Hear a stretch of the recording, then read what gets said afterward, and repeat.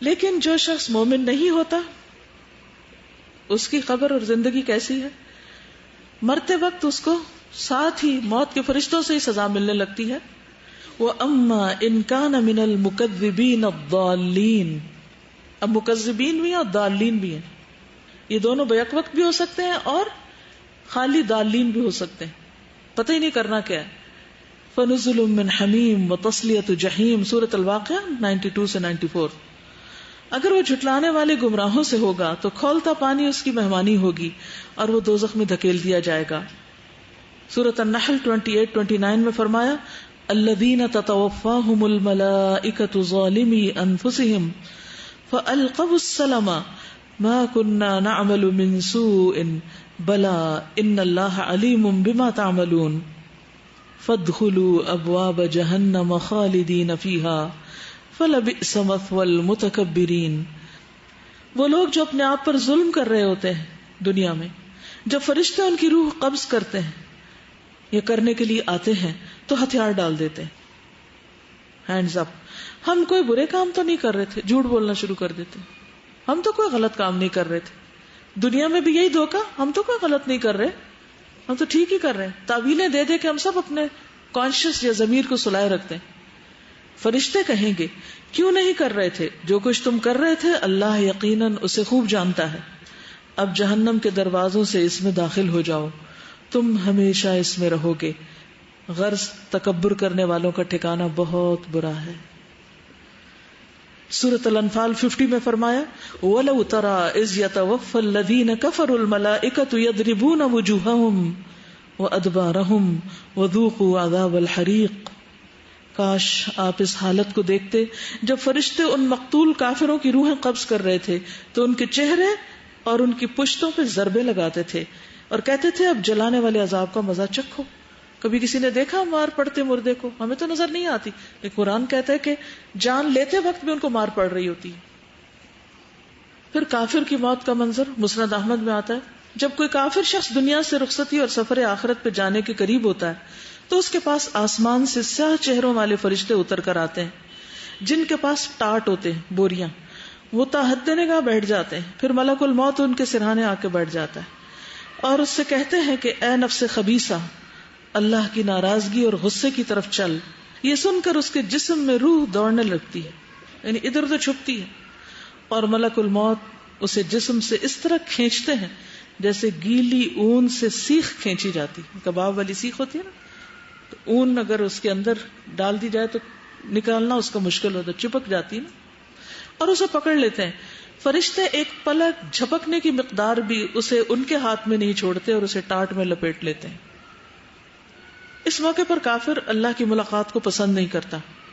رسول اللہ صلی اللہ علیہ وسلم نے فرمایا جب کافر کی موت کا وقت قریب آتا ہے تو اللہ کے عذاب اور اس کی سزا کی بشارت دی جاتی. اس وقت کوئی چیز اس کے دل میں اس سے زیادہ ناگوار نہیں ہوتی جو اس کے آگے ہوتی. اب مجھے اللہ کے سامنے کھڑے ہونا ہے. وہ اللہ سے جا ملنے کو ناپسند کرنے لگتا ہے، بس اللہ بھی اس سے ملنے کو ناپسند کرتا ہے.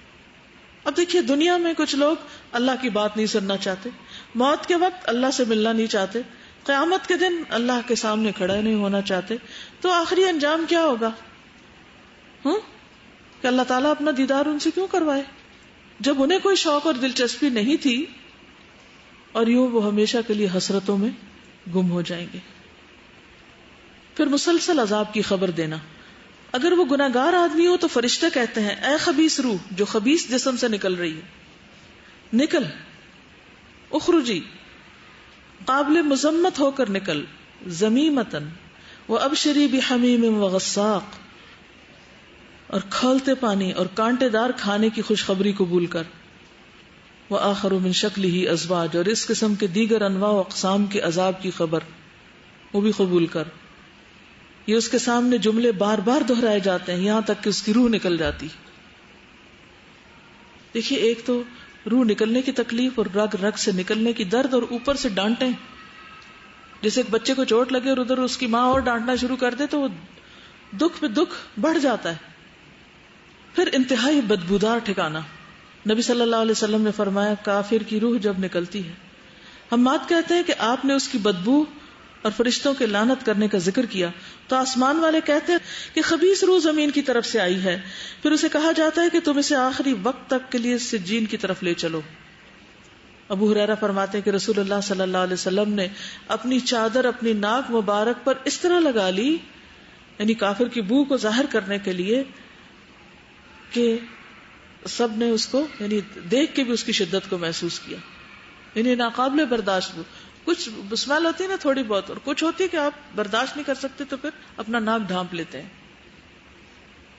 فرشتے اسے ٹاٹ میں لپیٹ لیتے ہیں، ایک اور روایت میں آتا ہے، اور اس سے ایسی بدبو آتی ہے یعنی روح سے بھی جو کسی بھی مردار کی سب سے زیادہ بو زمین پہ ہو سکتی. یعنی زمین پر کسی مردار کی بدترین بو جو ہوتی ہے وہ اس کی روح سے بھی نکل رہی ہوتی ہے. پھر آسمان کے دروازے نہیں کھولے جاتے. کافر کی روح کو آسمان کی طرف لے جایا جاتا ہے، وہاں کا دروازہ نہیں کھولا جاتا. وہاں کے فرشتے پوچھتے ہیں یہ کون ہے؟ کہا جاتا ہے فلاں شخص ہے. وہ کہتے ہیں کوئی مرحبا نہیں، کوئی مرحبا نہیں، لا مرحبا بالنفس الخبیثہ، اس ناپاک نفس کے لیے جو ناپاک بدن میں تھا. لوٹ جا برائی کے ساتھ، ارجعی ذمیمتن، تیرے لیے آسمان کے دروازے نہیں کھلیں گے. وہ قرآن پاک میں بھی آتا ہے نا کہ ان کے لیے آسمان کے دروازے کھولے نہیں جائیں گے. پھر آسمان سے پٹھایا جاتا ہے. فرشتے اس روح کو لے کر اوپر چڑھتے ہیں. فرشتوں کے جس گروہ کے پاس سے ان کا گزر ہوتا ہے وہی گروہ کہتا ہے یہ کیسی خبیث روح ہے. وہ اس کا دنیا میں لیا جانے والا بدترین نام بتاتے ہیں. جو چور ڈاکو مجرم ہوتے ہیں وہ انہی چیزوں کے ساتھ پھر پہچانے بھی جاتے ہیں، یہاں تک کہ اسے لے کر آسمان دنیا میں پہنچ جاتے ہیں، دروازے کھلواتے ہیں، لیکن دروازہ نہیں کھولا جاتا. پھر رسول اللہ صلی اللہ علیہ وسلم نے یہ آیت تلاوت کی، لا تفتح لهم ابواب السماء ولا يدخلون الجنة حتى يلج الجمل في سم الخياط. ان کے لیے آسمان کے دروازے نہ کھولے جائیں گے اور نہ ہی وہ جنت میں داخل ہوں گے تا وقت کہ اونٹ سوئی کے ناکے میں داخل ہو جائے. اللہ تعالیٰ فرماتے ہیں کہ اس کا نامہ اعمال سجین میں سے نچلی زمین میں لکھ دو، یعنی اور گہرائیوں میں پستیوں میں. اب یہ نچلی زمین کیا ہے اللہ عالم. چنانچہ اس کی روح کو پھینک دیا جاتا ہے. پھر یہ آیت تلاوت فرمائی، وَمَن يُشْرِكْ بِاللَّهِ فَكَأَنَّمَا خَرَّ مِنَ السَّمَاءِ فَتَخْطَفُهُ الطَّيْرُ أَوْ تَهْوِي بِهِ الرِّيحُ فِي مَكَانٍ سَحِيقٍ. جو اللہ کے ساتھ شرک کرتا ہے وہ ایسے ہے جیسے آسمان سے گر پڑا، پھر اسے پرندے اچک لیں یا ہوا اسے دور دراز کی جگہ میں لے جا پھینکے. ہم نے دیکھا کہ جب ہوا چلتی ہے تو چیزوں کو اڑا کے وہ دور لے جاتی کہ وہ پکڑائی بھی نہیں دیتی. پھر اس کی روح جسم میں لوٹا دی جاتی ہے. پھر وہ تمنا کرتا ہے کہ قبر کی طرف اس کو نہ لے جایا جائے. وہ مرنے والا اگر نیک نہیں ہوتا تو کہتا ہے ہائے بربادی، مجھے کہاں لے کے جا رہے. یہ صحیح بخاری کی روایت ہے. مجھے کہاں لے کے جا رہے ہو. اس کی آواز انسان کے علاوہ اللہ کی ہر مخلوق سنتی ہے. اگر انسان سن پائے تو بے ہوش ہو جائیں، برداشت نہ کر سکیں. پھر قبر میں سوال و جواب کے وقت خوف کی حالت میں اٹھنا. جب فرشتے آتے ہیں تو اسے کہتے ہیں بیٹھ جاؤ. وہ مروب اور خوف زدہ حالت میں بیٹھ جاتا ہے. کہا جاتا ہے تو اس شخص کے متعلق کیا کہتا ہے جو تم میں موجود تھا؟ تو اس پہ کیا گواہی دیتا ہے؟ کہتا ہے وہ کون سا آدمی، وہ اس کے نام سے بھی واقف نہیں. اس سے کہا جاتا ہے کہ محمد صلی اللہ علیہ وسلم. وہ کہتا ہے میں نہیں جانتا. لوگوں کو بات کرتے سنتا تھا، جیسے لوگ کہتے تھے میں بھی کہہ دیتا تھا، یعنی سنی سنائی خبریں بس تھی میرا علم. چنانچہ اس کو کہا جاتا ہے تو نے اسی پہ زندگی گزاری، اسی پہ فوت ہوا، اور اللہ نے چاہا تو اسی پہ اٹھایا جائے گا. رہا کافر یا منافق، دوسری روایت میں آتا ہے، بخاری کی روایت ہے، اس کا جواب یہ ہوتا ہے مجھے نہیں معلوم، لا ادری لا ادری. میں نے لوگوں کو ایک بات کہتے سنا تھا، وہی میں بھی کہتا رہا. پھر اس سے کہا جاتا ہے کہ نہ تو نے کچھ سمجھا اور نہ پیروی کی. اس کے بعد اسے لوہے کے ہتھوڑے سے بڑے زور سے مارا جاتا. وہ اتنا بھیانک طریقے سے چیختا ہے، ایسی چیخیں ہوتی. کبھی آپ نے تکلیف میں کسی شخص کی چیخیں سنی ہیں جو پین کی وجہ سے چیخ رہا ہو کسی ہاسپٹل میں یا کسی جگہ پر؟ تو وہ بھی سب سے بدترین قسم کی چیخیں چیخ رہا ہوتا ہے کہ انسان اور جن کے سوائے ارد گرد کی ساری مخلوق سنتی. پھر آسمان سے ایک منادی آواز لگاتا ہے، اس نے جھوٹ بولا، اس کے لیے آگ کا بستر لگا دو، آگ کا لباس پہنا دو. پھر جہنم کا دروازہ کھولا جاتا ہے، قبر تنگ کر دی جاتی. سنن نبی داؤد میں آتا ہے کہ پھر کہا جاتا ہے کہ جہنم کا دروازہ اس کی قبر میں کھول دو. جہنم کی گرمی اور لو اس کے پاس آتی. آج کل آپ دیکھیں کہ اگر آپ ٹھنڈے کمرے سے باہر نکلے تو لٹرلی ایسے منہ پہ تھپیڑے پڑ رہے ہوتے ہیں نا گرمی کے، گھر سے نکلے باہر تو وہاں وہ گرمی کیا گرمی ہوگی. کبھی ابلتی ہنڈیا کا سیک آپ کو یاد ہو تو. اور اس کی قبر اس قدر تنگ کر دی جاتی ہے کہ اس کی پسلیاں ایک دوسرے میں پیوست ہو جاتی ہیں. پھر اس کے اعمال انتہائی قبیح شکل میں اس کے سامنے آتے ہیں. ایک آدمی گندے کپڑے پہن کے پاس آتا ہے جس سے بو آ رہی ہوتی اور اس سے کہتا ہے تجھے خوشخبری مبارک، یہ وہی دن ہے جس کا تجھ سے وعدہ کیا گیا تھا. وہ پوچھتا تو کون ہے؟ تیرے چہرے سے ہی شر کی خبر معلوم ہوتی. وہ جواب دیتا ہے میں تیرا گندا عمل ہوں. وہ کہتا ہے اے میرے رب قیامت نہ قائم کرنا. کوئی بھی گندے عمل، چاہے چوری ہو، چاہے زنا ہو، چاہے حرام حرکتیں ہوں، کوئی بھی غلط کام، تو جس قسم کے بھی وہ غلط کام ہوں گے وہ سارے اس کی شکل میں پیوست کر دیے جائیں گے اور وہ عمل اس کے ساتھ رہے گا. پھر اندھا بہرا فرشتہ مقرر کر دیا جاتا ہے. پھر اس پر ایک اندھا بہرا فرشتہ مقرر کر دیا جاتا ہے. اس کے پاس ایک لوہے کا گرز ہوتا ہے جو اگر پہاڑ پہ دے مارے تو پہاڑ ریزہ ریزہ ہو جائے. وہ اس کو مارتا ہے. اس کی مار کی آواز سے مشرق و مغرب کے درمیان کی ہر چیز سن رہی ہوتی سوائے جن و انس کے. اور وہ مردہ بھی مٹی ہو جاتا ہے. پھر دوبارہ روح ڈالی جاتی، پھر مارا جاتا ہے، پھر مٹی ہوتا ہے، پھر اسی طرح. پھر معیشت ضن کا. نبی صلی اللہ علیہ وسلم نے فرمایا کیا تم جانتے ہو کہ یہ آیت فَإِنَّ لَهُ مَعِيشَةً ضَنْكَ وَنَحْشُرُهُ يَوْمَ الْقِيَامَةِ أَعْمَى کس بارے میں نازل ہوئی ہے؟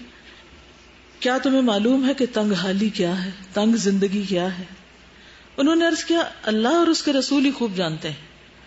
آپ نے فرمایا کافر کا اس کی قبر میں عذاب سے دوچار ہونا، اور اس ذات کی قسم جس کے ہاتھ میں میری جان ہے اس پر 99 سانپ مسلط کر دیے جاتے ہیں. کیا تم جانتے ہو وہ سانپ کیسا ہوتا ہے؟ وہ 70 سانپ اژدہے ہوتے ہیں، ہر اژدہا کے 7 سر ہوتے ہیں، اور وہ اسے قیامت تک ڈستے اور نوچتے رہتے ہیں. پھر قبر میں کسی عمل کا موجود نہ ہونا، اور کافر کے پاس جب اس کے سرہانے سے آیا جاتا ہے تو وہاں کوئی عمل موجود نہیں ہوتا، کوئی حفاظت کرنے والا گارڈ نہیں ہوتا. پھر اس کی دائیں جانب سے آیا جاتا ہے، وہاں کوئی چیز موجود نہیں ہوتی. پھر بائیں جانب سے آیا جاتا ہے تو کوئی چیز موجود نہیں ہوتی. پھر اس کے دونوں پاؤں کی طرف سے آیا جاتا ہے تو وہاں کچھ نہیں ہوتا. پھر حسرت کے لیے جنت کا ٹھکانہ دکھایا جاتا ہے. رسول اللہ صلی اللہ علیہ وسلم نے فرمایا، مسند احمد کی روایت ہے، ہر جہنمی کو جنت میں اس کا متوقع ٹھکانہ دکھایا جاتا ہے اور وہ تمنا کرتا ہے کاش مجھے بھی اللہ نے ہدایت سے سرفراز کیا ہوتا تو میں بھی یہاں ہوتا. اور وہ اس کے لیے باعث حسرت بن جاتا ہے، اور زیادہ دکھ ہوتا ہے کہ یہ مل سکتا تھا اور چانس مس ہو گیا. بعض اوقات ایسا ہوتا ہے نا کہ کوئی سودا مس کر رہے ہیں ہم، کوئی بزنس ڈیل اچھی سی ہونے والی ہو تو پھر بعض لوگوں کو تو ہارٹ اٹیک ہو جاتا ہے کہ اتنا بڑا لاس ہو گیا، چانس مس ہو گیا. کوئی گاڑی چھوٹ جائے، جہاز چھوٹ جائے، کیا کیفیت ہوتی. رسول اللہ صلی اللہ علیہ وسلم نے فرمایا ہر جہنمی کو جنت میں اس کا متوقع ٹھکانہ دکھایا جاتا ہے اور وہ تمنا کرتا ہے کہ کاش مجھے بھی اللہ نے ہدایت سے سرفراز کیا ہوتا، اور وہ اس کے لیے باعث حسرت بن جاتا ہے. قبر میں نیند کی کیفیت. اس کے بعد اس سے کہا جاتا ہے کہ منہوش کی نیند سو جا. ابو حازم کہتے ہیں کہ میں نے ابو ہریرہ سے پوچھا کہ یہ منہوش سے کیا مراد ہے؟ انہوں نے کہا منہوش سے مراد وہ آدمی ہے جسے کیڑے مکوڑے اور سانپ ڈستے اور نوچتے رہتے ہیں. تو اس کی نیند کیا نیند ہوگی؟ پھر اس پہ قبر تنگ کر دی جاتی ہے. نبی صلی اللہ علیہ وسلم نے اپنی زندگی میں کچھ قبروں سے عذاب کی آوازیں بھی سنی تھی اور صحابہ کو بتایا بھی تھا. یہ جو کچھ میں نے سنایا ہے یہ اس لیے ہے تاکہ ہم اپنے ایمان کو نمبر 1 درست کریں، اس کو یقینی چیز سمجھیں اور پھر اس کے لیے تیاری بھی کریں، اور ان معلومات کو اپنے بچوں اور اپنے آس پاس کے لوگوں سے شیئر کریں تاکہ وہ بھی اس یقینی جگہ کے لیے تیاری کریں. کیونکہ یہ ایسی جگہ جس میں کوئی شک ہے ہی نہیں کہ وہاں نہیں جانا. کہیں بھی جانے میں پروگرام تبدیل ہو سکتا ہے، وہاں کا پروگرام تو یقینی سیٹ کنفرمڈ ہے، جگہ بھی لکھی ہوئی کہ کہاں جانا آپ نے. تو نبی صلی اللہ علیہ وسلم نے اپنی زندگی میں بھی عذاب قبر سنا تھا. ابو ایوب سے روایت ہے کہ رسول اللہ صلی اللہ علیہ وسلم سورج غروب ہونے کے بعد باہر نکلے تو آپ نے کچھ آواز سنی. آپ نے فرمایا یہودیوں کو ان کی قبروں میں عذاب ہو رہا ہے.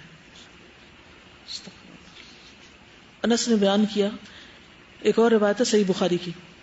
انس بیان کرتے ہیں کہ ایک شخص پہلے عیسائی تھا، پھر وہ اسلام میں داخل ہو گیا. اس نے سورۃ البقرہ اور آل عمران پڑھ لی تھی اور وہ نبی صلی اللہ علیہ وسلم کا کاتب بن گیا، لکھنے والا. پھر وہ شخص مرتد ہو کر عیسائی ہو گیا. کہنے لگا محمد کے لیے جو کچھ میں نے لکھ دیا ہے اس کے سوا اور کچھ بھی معلوم نہیں مجھے. پھر اللہ کے حکم سے اس کی موت واقع ہو گئی. اس کے آدمیوں نے اسے دفن کر دیا. جب صبح ہوئی تو انہوں نے دیکھا کہ اس کی لاش قبر سے نکل کر زمین کے اوپر پڑی. عیسائیوں نے کہا کہ یہ محمد صلی اللہ علیہ وسلم اور اس کے ساتھیوں کا کام ہے. چونکہ ان کا دین اس نے چھوڑ دیا تھا اس لیے انہوں نے اس کی قبر کھودی اور لاش کو باہر پھینک دیا. چنانچہ انہوں نے دوسری قبر کھودی جو بہت زیادہ گہری تھی، لیکن جب صبح ہوئی تو لاش پھر باہر تھی. اس مرتبہ بھی انہوں نے یہی کہا کہ یہ آپ کے ساتھیوں کا کام ہے. چونکہ ان کا دین اس نے چھوڑا اس لیے اس کی قبر کھود کر انہوں نے لاش باہر پھینک دی. تو انہوں نے پھر ایک بار قبر کھودی اور جتنی گہرائی ان کے بس میں تھی اتنا گہرا کھود کے اسے اندر ڈالا، لیکن صبح ہوئی تو لاش پھر باہر تھی. اب انہیں یقین آیا کہ یہ کسی انسان کا کام نہیں، اور پھر انہوں نے اسے یوں ہی زمین پہ چھوڑ دیا. اس میں کہ کتے بلیاں کھا جاتے ہیں جو بھی کوئی. تو یہ دنیا میں بھی کبھی کبھی اللہ تعالیٰ ایسے منظر دکھا دیتے ہیں کہ جس سے انسان کے یقین میں پھر اضافہ ہو جاتا ہے کہ قبر بھی ایک بہت اہم مرحلہ ہے. پھر ایک اور موقع پر نبی صلی اللہ علیہ وسلم کا گزر 2 قبروں پر ہوا. آپ نے فرمایا ان دونوں قبروں پر عذاب ہو رہا ہے، اور یہ کسی بڑی بات میں نہیں. ان میں سے ایک تو چغل خوری کرتا تھا اور دوسرا پیشاب سے بچنے کے لیے احتیاط نہیں کرتا تھا. چغل خوری کیا ہوتی ہے کہ ایک جگہ کی خبریں دوسری جگہ پہنچانا اور لوگوں کو لڑانا، مخبریاں کر کے ادھر کی باتیں سن ادھر کی سن اور پھر آگے دوسروں تک اس کو پہنچا کے کام خراب کرنا. اور دوسرا نجاست کا فکر نہیں کرتا تھا، یعنی پیشاب کی چھینٹیں اگر ظاہر جسم پہ پڑے، کپڑوں پہ، نہ وضو نہ نماز، کیا حاصل. یہ بھی صحیح بخاری کی روایت تھی، یاد رکھیے. اب کئی لوگ کہتے ہیں نا قبر میں کہاں سے عذاب ہوتا ہے، تو اللہ کے رسول صلی اللہ علیہ وسلم خود بتا رہے ہیں اور صحیح ترین روایت ہے، شک کی تو گنجائش ہی کوئی نہیں. ایک اور روایت میں آتا ہے، عبداللہ بن مسعود سے روایت ہے کہ رسول اللہ صلی اللہ علیہ وسلم نے فرمایا اللہ کے ایک بندے کے بارے میں حکم دیا گیا، اور یہ سلسلہ صحیحہ کی روایت ہے، اسے قبر میں 100 کوڑے لگائے جائیں. وہ تخفیف کا سوال کرتا اور دعا کرتا یہاں تک کہ ایک کوڑا باقی رہ گیا. جب یہ کوڑا اسے لگایا گیا تو اس کی قبر آگ سے بھر گئی. جب اس سزا کا اثر زائل ہوا اور اسے افاقہ ہوا تو اس نے فرشتوں سے پوچھا کہ کس بنا پہ مجھے کوڑے مار رہے. انہوں نے کہا تم نے ایک نماز بغیر وضو کے پڑھی تھی اور تم ایک مظلوم کے پاس سے گزرے تھے اور اس کی مدد نہیں کی تھی. یعنی بعض اوقات ایسا ہوتا ہے نا کہ کوئی شخص کسی مصیبت میں ہوتا ہے، کوئی مشکل میں ہوتا ہے، تو ہم کہتے ہیں کہ کوئی اور دیکھ لے، حالانکہ ہم اس وقت اس کی ضرورت پوری کر سکتے ہیں. عذاب قبر سے کچھ لوگ محفوظ بھی رہیں گے اور ان میں سے نمبر 1 شہید ہیں. شہید رسول اللہ صلی اللہ علیہ وسلم نے فرمایا اللہ تعالیٰ کے ہاں شہید کے لیے 6 خصلتیں ہیں. نمبر 1 اس کے خون کا پہلا قطرہ گرتے ہی اسے معاف کر دیا جاتا ہے. نمبر 2 جنت میں اس کا ٹھکانہ دکھایا جاتا ہے. نمبر 3 اسے ایمان کا حلہ پہنایا جاتا ہے. نمبر 4 اسے حور عین سے نکاح کیا جاتا ہے. نمبر 5 اسے عذاب قبر سے محفوظ کر دیا جاتا ہے. نمبر 6 اسے فضا اکبر بڑی گھبراہٹ سے محفوظ کر دیا جاتا ہے اور اس کے سر پر وقار کا تاج رکھا جاتا ہے جس کا ایک یاقوت دنیا و مافیہ سے بہتر ہوگا. پھر سورۃ الملک پڑھنا. نبی صلی اللہ علیہ وسلم نے فرمایا سورۃ تبارک قبر کے عذاب سے روکنے والی ہے. اگر زبانی یاد کر لیں تو زیادہ ہی اچھا ہے، پڑھتے پڑھتے اگر سو بھی جائیں تو کوئی نہیں، اللہ تعالیٰ قبول کرے گا. پھر پیٹ کے مرض سے فوت ہونے والا، جو شخص پیٹ کے مرض میں مبتلا ہو اسے قبر کا عذاب نہیں ہوگا، ان شہادت کی موت ہوتی ہے نا.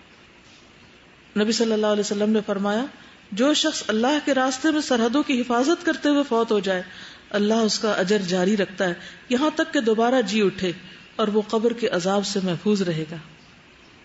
کتنی بڑی جزا ہے. پھر اسی طرح جو مسلمان جمعہ کے دن یا رات میں فوت ہو جائے اللہ اسے قبر کی آزمائش سے بچا لیتا ہے. لیکن ہم میں سے کس کو پتا کہ کب موت آنی. بہرحال انسان دعا تو کر سکتا ہے اچھے خاتمے کی.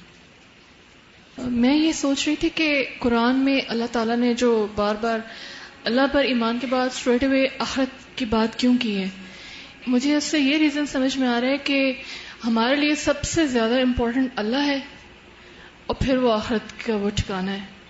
اور اس کے درمیان میں جتنی بھی اور چیزیں آتی ہیں وہ ایک طرف تو ہمارے لیے ایک ذریعہ ہے کیونکہ ظاہر ہم انہی سے ہی وہ ٹھکانہ کمائیں، لیکن اکثر یہ ہوتا ہے کہ بجائے یہ کہ ہمیں وہ اچھے ٹھکانے تک پہنچائیں ہم ان میں ڈسٹریکٹ ہو کے اپنے اصل کو بھول جاتے ہیں.